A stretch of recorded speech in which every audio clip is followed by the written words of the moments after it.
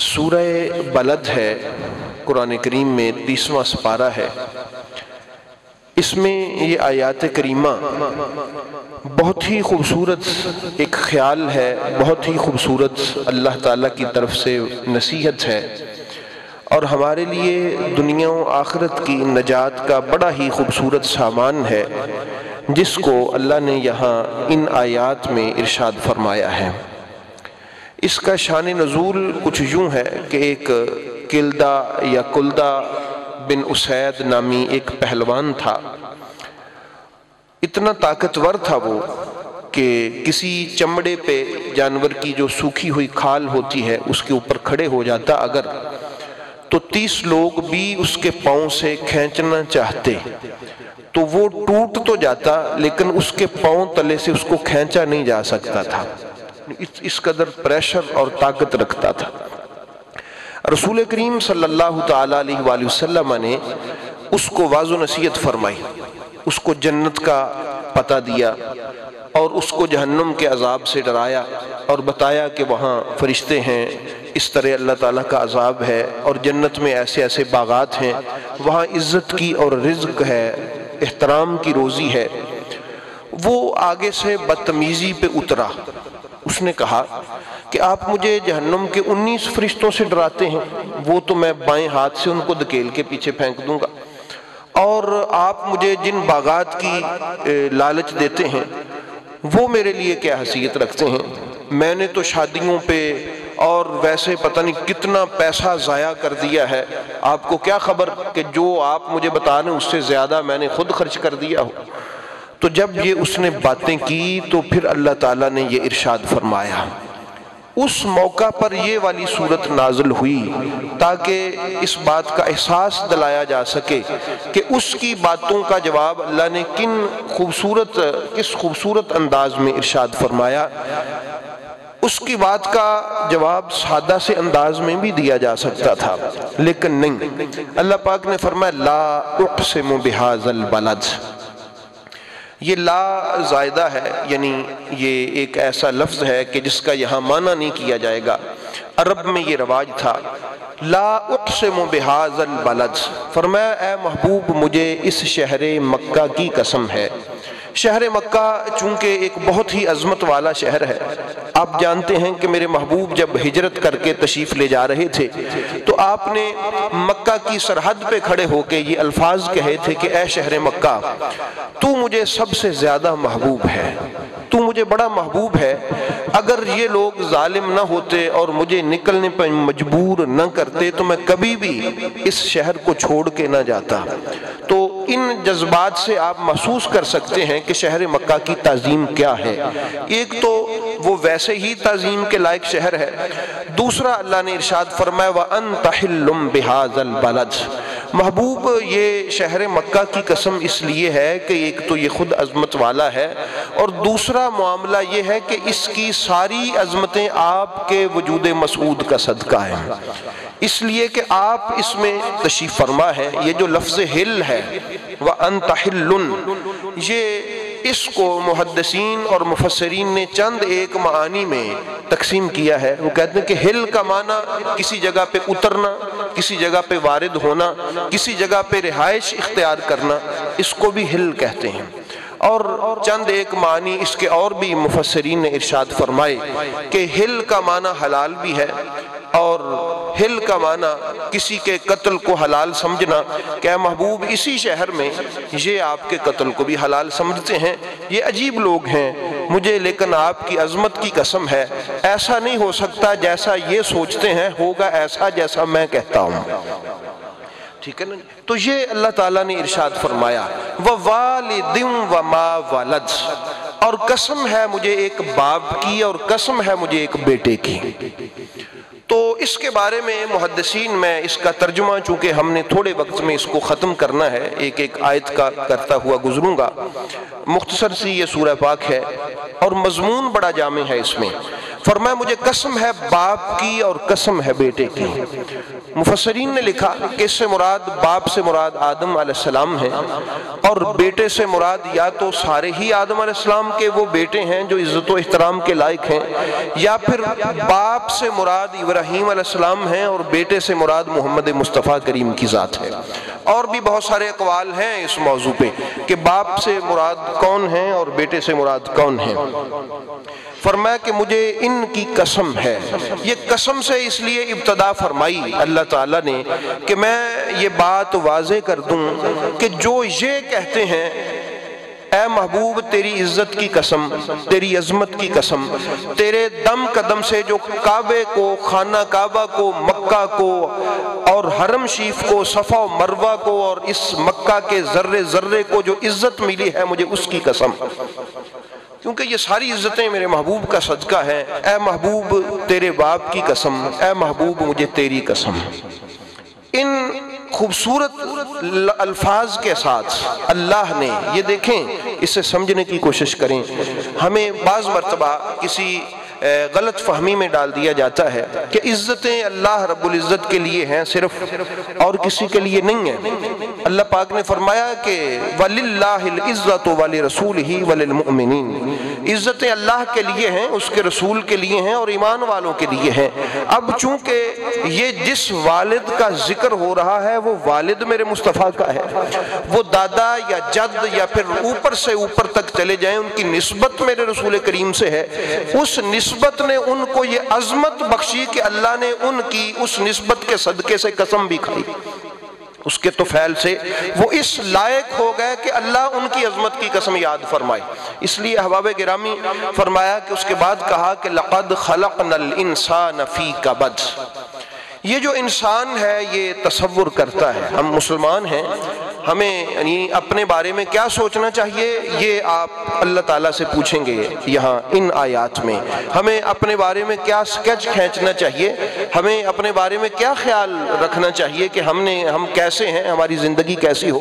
لَقَدْ خَلَقْنَا الْإِنسَانَ فِي كَبَدٍ۔ اللہ پاک فرماتا ہے کہ انسان کو ہم نے مشقت میں پیدا کیا ہے، مشقت میں، سختی میں، مشقت میں پیدا کیا ہے۔ تو اس کی آپ تھوڑی سی تاریخ میں چلے جائیں کہ اس کے حمل سے لے کر اس کے مرنے تک بڑی مشقتیں ہیں، بڑی مصیبتیں ہیں، جگہ جگہ پہ اس کو پریشانی ہے، خطرہ لاحق ہے۔ ابھی پیدا ہونے سے پہلے بھی کئی خطرات ہیں کہ اب اس کو کوئی خطرہ بنا، کہ اب خطرہ بنا، پھر اس کے وہ ایام رضاعت جو ہیں، دودھ پینے کے دن ہیں، پھر اس کے بعد آگے مزید جو اس کے بعد کا بچپنا ہے، پھر لڑکپن ہے، نومولود، پھر لڑکپن، پھر جوانی، پھر اس کے بعد بڑھاپا، پھر زندگی کی مشقتیں انسان پر کس قدر ہیں، اور پھر قبر کی مسائل، پھر حشر کا آگے حساب و کتاب کے لیے کھڑے ہونا۔ تو اللہ نے فرمایا اے انسان تو یہ ذہن سے نکال دے کہ میں انسان ہوں تو مجھے شاید کوئی مشکل ہی نہیں آئے گی، میں عیش و عشرت کے لیے آیا ہوں، میں نے تیرے لیے تجھے یہ اعلان کیا ہے کہ میں نے تجھے مشقت میں پیدا کیا ہے اور تجھے مشقتوں سے گزر کے ہی دارالسلام یعنی جنت میں جانا پڑے گا۔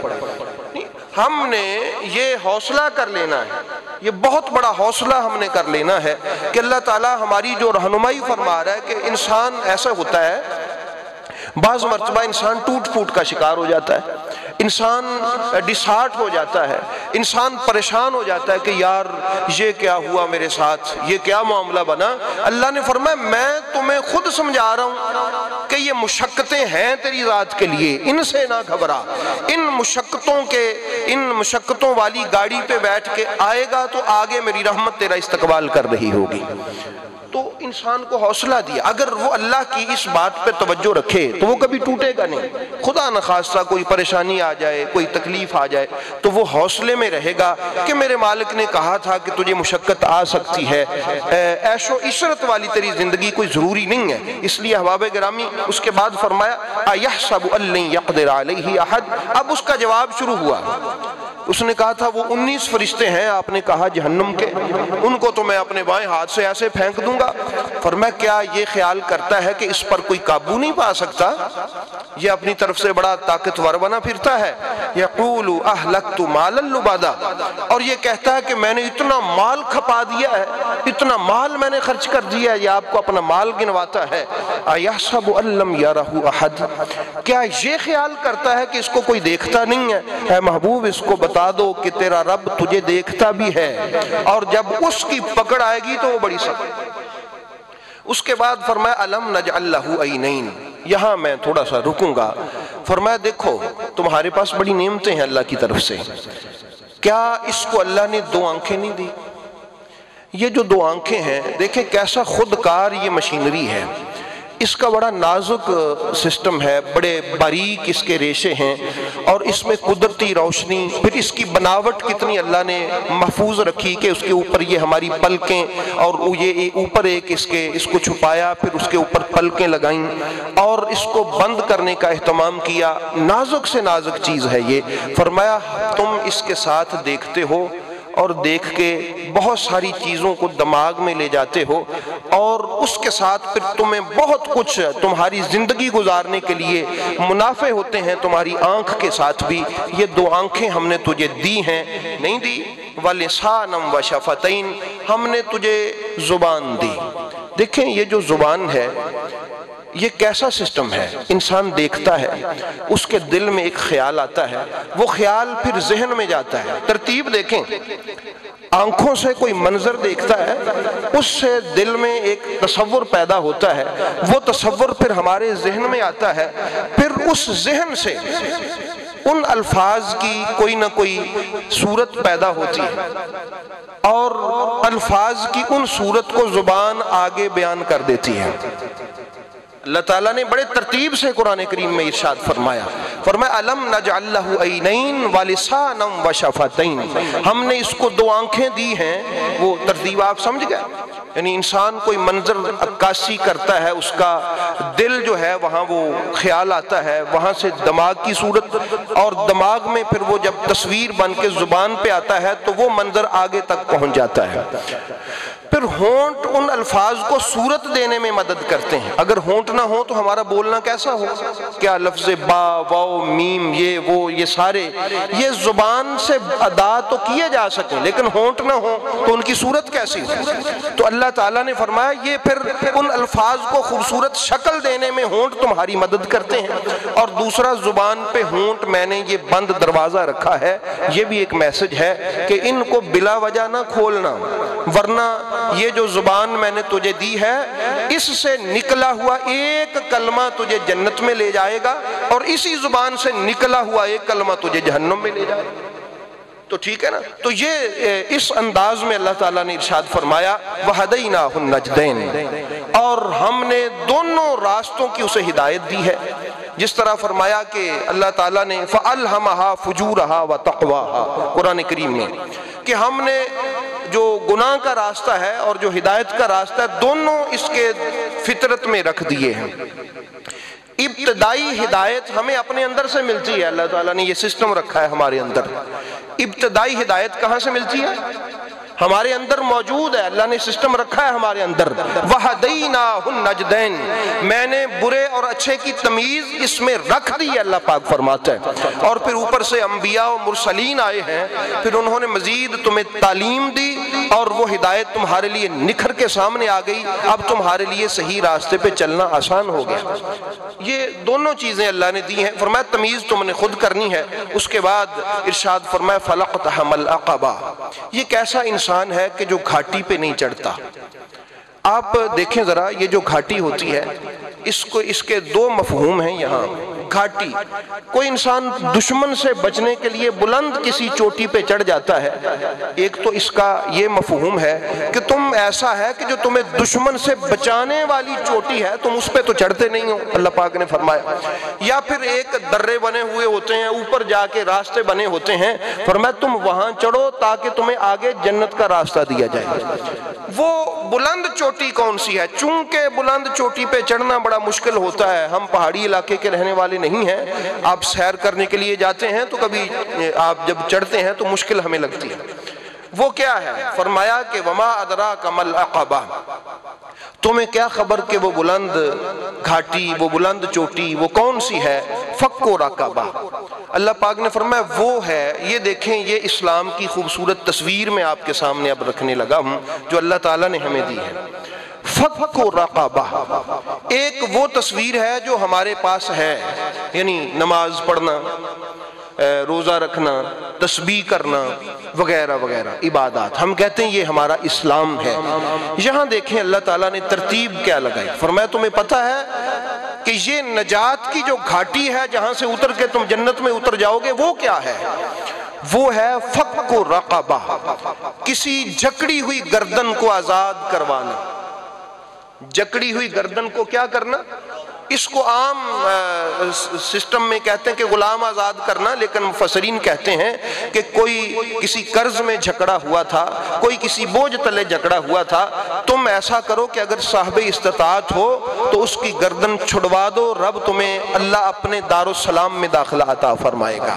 چونکہ یہ مشکل ہے، چونکہ ہمیں نماز پڑھنا آسان ہے، چونکہ روزہ رکھنا آسان ہے، چونکہ تسبیح کرنا آسان ہے، اللہ نے نماز کو، روزے کو، تسبیح کو، زکوٰۃ کو، حج کو گھاٹی نہیں کہا۔ اللہ نے فرمایا یہ چونکہ ایک آپ اس کو سمجھتے ہو عام روٹین میں، ہمیں اس کی عادت نہیں ہے، فرمایا یہ ہے وہ مشکل گھاٹی جس پر تو چڑھتا ہی نہیں ہے، وہ ہے کسی پھنسے ہوئے کو کہیں سے نکال دینا، کسی پھنسے ہوئے کو کہیں سے نکال دینا۔ او اطعام فی یوم ذی مسغبہ، فرمایا یا پھر بھوک کے دن میں کوئی بھوکا ہو اس کو کھانا کھلانا، کیا کرنا؟ ہاں یہ مشکل گھاٹی ہے۔ اللہ نے فرمایا اس پہ چڑھنا، یہی وہ درہ ہے جہاں سے تو آگے اترے گا تو میری رحمت تیرا استقبال کر رہی ہوگی۔ نہیں، کتنا خوبصورت ہے انداز اللہ تعالیٰ کا۔ ہم اگر دیکھیں نماز فرض ہے، روزہ فرض ہے، تسبیحات ہیں ہمارے لیے، وہ اللہ کی قربت کا ذریعہ ہے، لیکن ہم اللہ سے بھی پوچھیں کہ مولا کوئی ایسا راستہ ہو۔ حضور سیدنا غوث اعظم رضی اللہ تعالیٰ عنہ سے کسی نے پوچھا کہ یا غوث پاک آپ نے تو بڑے چلے کیے، بڑے مجاہدے کیے، بڑی اللہ اللہ کی، بہت کچھ کیا، آپ کوئی شارٹ کٹ راستہ ہمیں بتائیں کہ اللہ کی قربت کا، یعنی کوئی شارٹ، آپ نے تو بڑی مصیبتیں دیکھی ہیں، بڑے سفر کاٹے ہیں، بڑے بڑے چلے کیے ہیں اور بڑی ریاضت کی ہے، کوئی شارٹ راستہ بھی ہے؟ آپ نے فرمایا ہاں، میں بڑے بڑے عبادت، ریاضت، چلے، بڑے مجاہدوں کے بعد جس مقام پہ پہنچا ہوں تو مجھے وہاں سے آ کے پتہ لگا ہے کہ کسی کو کھانا کھلانے سے اللہ اس کو شارٹ کٹ رستے سے اپنے قریب کر لیتا ہے۔ دسترخوان وسیع کر دو، اللہ تعالیٰ تمہارے رزق کو وسیع کر دے گا۔ یہ آپ دیکھتے ہیں اولیاء کے دسترخوان آج بھی ہیں، داتا صاحب آپ چلے جائیں، بابا صاحب چلے جائیں، جہاں بھی چلے جائیں، تو جس بھی آپ درگاہ پہ جاتے ہیں وہ دسترخوان کیوں ہوتا ہے؟ کیونکہ وہ اس راز کو جان چکے ہوتے ہیں، وہ یہ راز پا چکے ہوتے ہیں کہ یہ ایک شارٹ رستہ ہے کہ جس کے ذریعے سے بندہ اپنے مالک کے قریب ہو سکتا ہے۔ اس لیے اللہ نے فرمایا، وہ آپ نے سنا ہوگا کہ وہ سوڈان میں مفتی صاحب جمعے پہ لیٹ ہو گئے، ٹھیک ہے نا، تو ٹریفک میں پھنس گئے کہیں، نماز تقریر کا ٹائم نہیں تھا، ان کا چلو نماز پڑھتے ہیں۔ انہوں نے کہا جی وہ ایسا ہے کہ کچھ تقریر ہی کر دیں۔ ان کا تقریر یہ ہے کہ کسی بھوکے انسان کے پیٹ میں ایک لقمہ اگر تم ڈال دو تو 2000 مساجد کے تعمیر کرنے سے زیادہ ثواب اللہ عطا فرماتا ہے، ٹھیک ہے۔ تو یہ حضرت خواجہ معین الدین چشتی اجمیری حیدری سنجری، دیکھیں یہ جو ہے نا، مثلا چلو ان کا نام آ گیا ہے، رجب ہے نا جی، ابھی سے رجب گزرا ہے، تو خواجہ صاحب کا نام بھی لے لیتے ہیں اسی سسٹم میں۔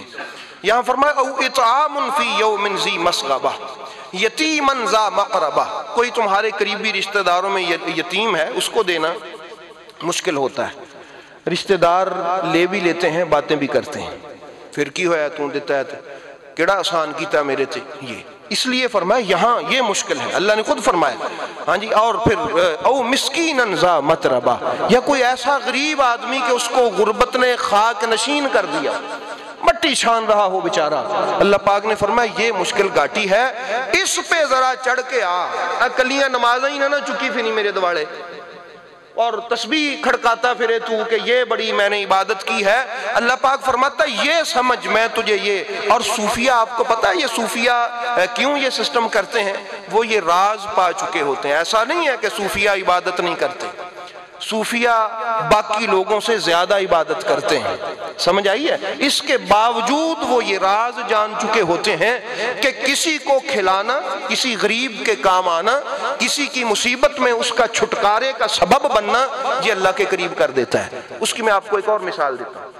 حضرت خواجہ خواجگاں خواجہ معین الدین چشتی اجمیری کے پاس ایک ذمہ دار آیا. ذمہ دار اس نے کہا کہ حضور وہ ریونیو انہوں نے لگایا ہے، ٹیکس لگایا ہے بادشاہ نے ذمہ داروں پہ. میں غریب ذمہ دار ہوں، کمزور ہوں، ماڑا ہوں، میری اتنی زمین نہیں ہے.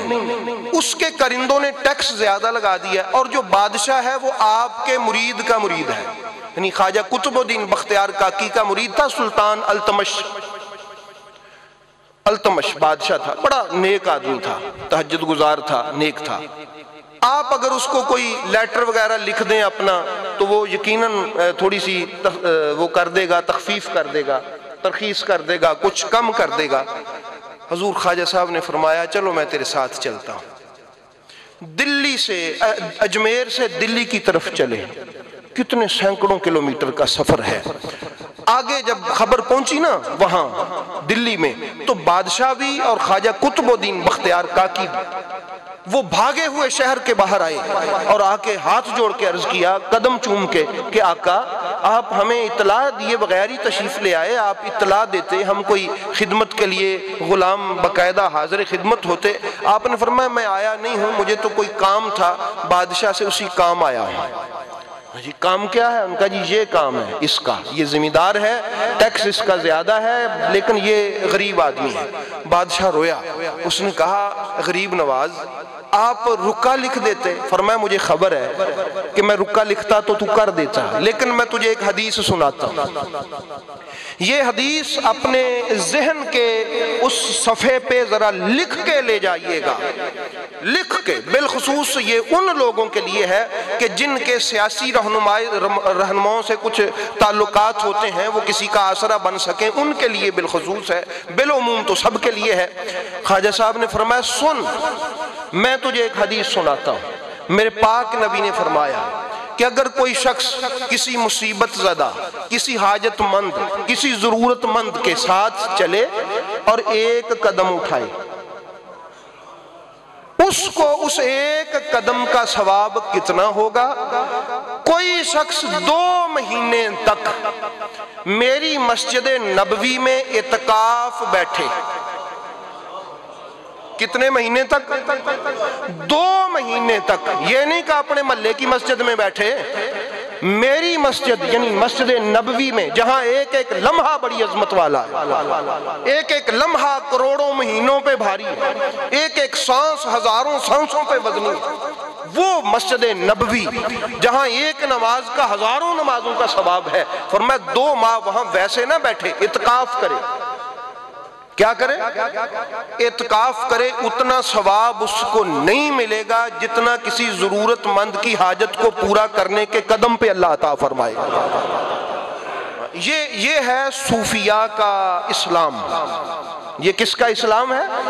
یہ ہے اولیاء کا اسلام، یہ ہے صوفیاء کا اسلام. آسانیاں پیدا کرنا، محبت کرنا، کسی کے کام آنا، فک و رقبہ، گردن چھڑوانا، کسی پھنسے ہوئے کی گردن سے کوئی کلادہ اتار دینا. اللہ نے فرمایا یہ ہے. اس کے بعد فرمایا ثم کان من الذین آمنوا وتواصوا بالصبر وتواصوا بالمرحمہ. پھر اس کے بعد یہ ہے کہ وہ ایمان والا ہو. کیا ہو؟ ایمان والا ہو. تو ایمان والو سنو، وتواصوا بالصبر، کہ وہ صبر کی باہمی یعنی صبر کی تلقین کرنے والا. بالمرحمہ، مرحمہ کہتے ہیں کسی سے شفقت کے ساتھ پیش آنا. کیسے پیش آنا؟ محبت کے ساتھ پیش آنا، کسی سے شفقت کے ساتھ پیش آنا. یہ آپ نبی کریم علیہ السلام کی زندگی میں اگر اس کو دیکھیں گے تو آپ کو اس کی سینکڑوں ہزاروں مثالیں ملیں گی کہ میرے محبوب کتنے شفیق تھے، کتنے مہربان تھے، کتنے کریم تھے. اور پھر اس کے بعد صحابہ کرام رضوان اللہ تعالی علیہم اجمعین کی زندگیوں میں آپ دیکھیں گے کہ وہ کتنے ایک دوسرے پر مہربان تھے، ٹھیک ہے۔ اور اس کے بعد آپ سرکار دو عالم صلی اللہ علیہ وآلہ وسلم کے اہل بیت اطہار میں دیکھیں گے، وہاں تو آپ کو ایسے ایسے مثالیں نظر آئیں گی کہ انسان سوچے گا کہ یار یہ میرے محبوب کریم کا گھر، یہ میرے آقا کریم علیہ الصلوۃ والسلام کی ذات، یہ میرے محبوب کے صحابہ کرام، یہ کیسی مثالیں ہیں۔ یہ ہے اصل اسلام کی وہ تصویر جو ہم سے چھپانے کی کوشش کی جا رہی ہے۔ اختلافات میں اور نظریات کے ٹکراؤ میں، افکار کے آپس میں باہمی انتشار اور ٹکراؤ میں امت کو ایک دوسرے سے دور کرنے کی سازشیں کی جا رہی ہیں احباب گرامی۔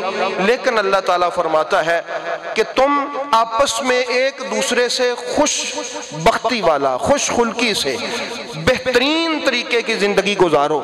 یہ آپ اس کا ترجمہ بے شک گھر جا کے پڑھ کے دیکھ لیجئے گا۔ وَتَوَاسَوْا بِالصَّبْرِ وَتَوَاسَوْا بِالْمَرْحَمَةِ۔ اب حضرت عمر فاروق کا آپ نے سنا ہے نا کہ حضرت عمر فاروق رضی اللہ تعالیٰ عنہ رات کو اپنے کندھوں پہ وہ بوجھ اٹھا کے لوگوں کے گھروں میں دے کے آتے تھے، سنا ہے نا؟ یہ ہے وہ سسٹم۔ اور آپ حضرت علی کی زندگی کو آپ کبھی فالو کر کے دیکھیں، ان کے جو 4 سال ہیں، چند ماہ وہ جو حضرت علی پاک کے ہیں خلافت کے، وہ بھی یقین جانیے آپ حیران ہوں گے کہ عیسائیوں کی فیملیوں کو پالا ہے میرے مولا علی نے، عیسائیوں کی فیملیوں کو۔ کبھی آپ پڑھ کے دیکھیں، یہ کبھی تصور آپ کہیں گے کہ یار ہمارا اسلام۔ حضرت ابوبکر صدیق رضی اللہ تعالی عنہ کا جب وصال ہوا، میں حضرت ابوبکر صدیق اور مولا علی دونوں کی ایک ایک مثال پیش کروں۔ حضرت عمر رضی اللہ تعالی عنہ، آپ ان کے معمولات کا پتہ کیا تو پتہ چلا یہ صبح صبح کھانا لے کے نا باہر کی طرف جاتے ہیں، کھانا لے کے باہر کی طرف جاتے ہیں صبح صبح، اور پھر پتہ نہیں جاتے کہاں ہیں۔ اس کے بعد حضرت عمر نے کھانا لیا، اس طرف چل پڑے، چلتے چلتے چلتے چلتے آبادی سے باہر نکلے، ایک جگہ بہرحال ان کو مل گئی کہ وہاں ایک اپاہج شخص بیٹھا ہے، بوڑھا، آنکھیں نہیں ہیں اس کی، ہاتھ نہیں ہیں، پاؤں نہیں ہیں، زندہ ہے۔ اس نے جہاں آپ نے کہا کہ یقیناً یہی وہ شخص ہے جس کو حضرت ابوبکر کھانا کھلاتے ہوں گے، آپ نے اس کو لقمہ توڑا، اس کو کھانا کھلایا تو اس نے جھڑکا، اس نے کہا 3 دن بعد آیا ہے اور کھانے کا انداز بھی تجھے بھول گیا۔ حضرت عمر رو پڑے، آپ نے فرمایا وہ نہیں ہے جو تجھے تیرے پاس پہلے آتا تھا، میں تو عمر ہوں، وہ ابو بکر تھا۔ اس نے کہا اللہ کے بندے تو عمر ہے؟ کہا جی ہاں۔ وہ ابو بکر تھا؟ اس نے کہا ہاں ابو بکر تھا۔ اس نے کہا میں عیسائی ہوں۔ میں کیا ہوں؟ عیسائی ہوں۔ کتنے سالوں سے ابو بکر مجھے کھانا کھلانے آتا تھا اور اس کو پتا بھی تھا کہ میں عیسائی ہوں، اس نے ایک بار بھی نہیں کہا تب کھلاؤں گا، پہلے اسلام پڑھ، قبول کر۔ اس نے نہیں مجھ سے کہا۔ یہ دیکھیں، یہ حضرت ابوبکر صدیق کا طریقہ کار ہے۔ حضرت عمر بڑا ہوئے یہ سن کے، کہنے لگے عمر تو کہاں ابو بکر کو پہنچ سکتا ہے؟ اور اس کے بعد یہ ان کا طریقہ کار ہے۔ حضرت عمر کا بھی آپ کو پتہ ہے، مولا علی علیہ السلام کی زندگی میں کہ اگر کوئی عیسائی عورت بیوہ ہے، عیسائی عورت بیوہ ہے، آپ اس بیوہ کے دروازے پہ دستک دیتے ہیں، کھانا دیتے ہیں، کوئی ایک نہیں، آپ واللہ بخدا یقین جانیے کبھی عادت ڈالیں پڑھنے کی، مولا علی علیہ السلام اس کے گھر کھانا لے کے جاتے ہیں، اور اس کے ہاں اب مسئلہ یہ ہے کہ وہ کھانا بنائے یا اپنی بچی کو سنبھالے۔ مولا علی فرماتے ہیں کہ تیری بچی کو بھی میں سنبھال لیتا ہوں، تو کھانا بنا لے۔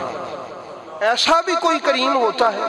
تو احباب گرامی یہ ہمارے اسلاف تھے، یہ ہے صوفیہ کرام کا مذہب، اور یہ وہ مذہب ہے جو ہم سے اوجل کروایا جا رہا ہے۔ تو اس لیے فرمایا وَتَوَاسَوْا بِالصَّبْرِ وَتَوَاسَوْا بِالْمَرْحَمَةِ اُولَٰئِکَ أَصْحَابُ الْمَیْمَنَةِ۔ فرمایا جن میں یہ باتیں پائی جاتی ہیں نا جو میں نے کہی ہیں، اللہ پاک فرماتا ہے یہ ہے اصحاب میمنہ۔ اصحاب میمنہ سے مراد دائیں ہاتھ والے، یا پھر یمین اور یمن ہوتا ہے برکت والے، خوش بخت۔ فرمایا یہ ہیں خوش بخت لوگ، یا یہ ہیں وہ لوگ جن کے دائیں ہاتھ میں نامہ اعمال ہوگا اور وہ لوگوں کو دکھا دکھا کے جنت میں جا رہے ہوں۔ آپ نے یہاں کوئی نماز کی تسبیح کی بات سنی ہے؟ اس ترتیب میں نمازیں ہیں ہمارے پاس، لیکن جو چیز نہیں ہے اس پہ آپ فوکس کریں۔ وہ کون سی چیز ہے؟ وہ ہے کسی کے کام آنا، وہ ہے مرحمت، وہ ہے شفقت، وہ ہے کسی مصیبت زدہ کے کام آنا، یہ ہمارے اندر پیدا کرنی ہوگی۔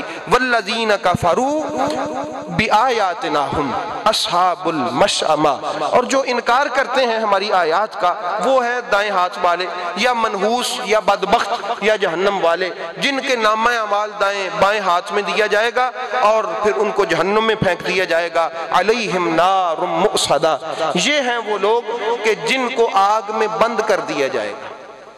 تو احباب گرامی، ہمیں قرآن کریم سے یہ کچھ سیکھنا پڑے گا کہ قرآن ہماری کن خطوط پہ رہنمائی کرتا ہے، کس زاویے پہ۔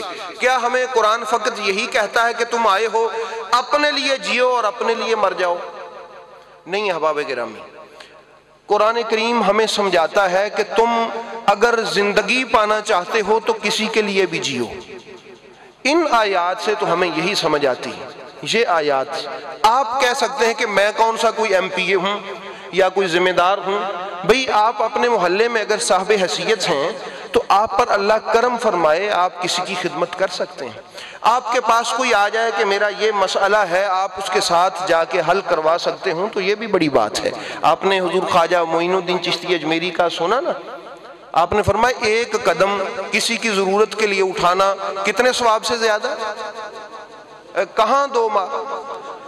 مسجد نبوی، کہاں؟ آتے ہوں میں نماز پڑھ کے سمجھدا رہا بھی میں تو بھئی پڑھیاں تو میری خیر ہے، تو ایک بندہ انہیں نماز بھی پڑھی ہے تو کسی ضرورت مند دے کام بھی آیا تو کتھے او دا ثواب جا پیا تے کتھے کلیاں نمازاں والا پیچھے بیٹھا۔ بھئی بات سمجھ گئے ہو؟ اس لیے احباب گرامی یہ ہم نے سمجھنا ہے، یہ سیکھنا ہے ہم نے قرآن کریم سے۔